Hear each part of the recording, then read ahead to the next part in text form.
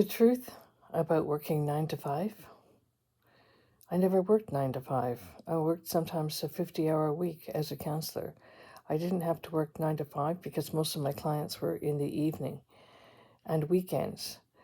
But then I joined the e-counseling team, which gave me my life back again, which meant that I could schedule my hours and my time so that it was what I wanted to do and not following the 9 to 5. Following a 9 to 5 job is not easy. It's a lot of hard work and slugging along, and basically, you're lining the pockets of the company that you're working for. Even me, as a counselor, I had a contract with a very large, one of Canada's largest employee benefits company. Now, in 20 years, we never saw a single raise for the responses that we gave to clients and the face-to-face counseling that was done. We never received a raise. One time in a group meeting, one of the fellow counselors stood up and said, we should get more money for what we do. We are highly educated people. We all had to have master's degrees to do this counseling, registering with the government, insurance, um, um, all kinds of other fees that went out in order to do the counseling, even on a contract basis. So he stood up and he said, we should get a raise. We should get more money for what we do. And they basically said, don't bite the hand that feeds you. That's it. So you could say it's a 9 to 5 because when you work out the hours, number of hours, like I said, sometimes I was 50 hours a week. I eventually, when I retired at 65, I was burnt out. I just, I could keep up, but I noticed that I took 2 weeks off, then I took a whole month off.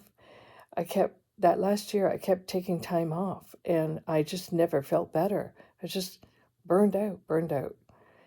And I feel sorry for people that have to work 9 to 5 jobs. I was always self-employed, even as counseling, with my contract. That's termed as a self-employment. That's what I had to register with the government and pay my taxes on. And that's the other thing. By the time I paid my taxes, it was absolutely ridiculous. So, you can't say to somebody, quit your 9 to 5 job. But I feel for everybody that has one, because you're getting up and you're going out there and you're punching the clock, which is an old expression. We used to have these little clocks on the wall, and you take your time card out of the slot and you put it in the time clock, and it would punch the time that you entered into work. And then when you're leaving, you would put the card in and it would punch the time when you left. Even now, as a part-time worker with a greeting card company, which I need to do in order to make ends meet because government pensions are not enough. Even with that, I have a tablet which the company gave me, which has a direct connection with the company. Even that, I have to punch the time in that I go into my store and the time that I leave my store. So that's like the old-fashioned card thing, except now it's all electronic. I don't know.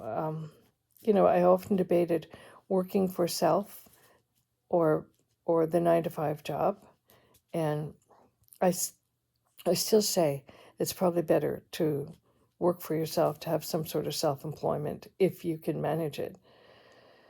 But when I think about all the hours I put in to get my degrees and the money spent, I added it up once briefly, it was like 45,000 just for, getting my Bachelor of Arts in Social Work certificates, just that part, not the master's. I had to pay for the master's on top of that.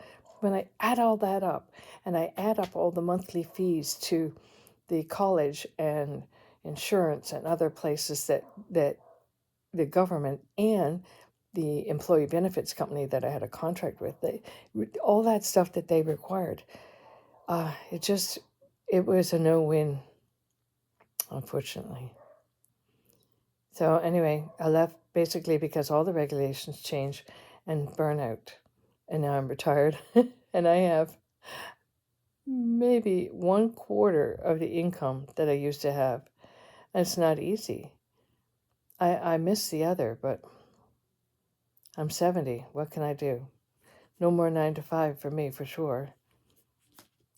Life has got to change.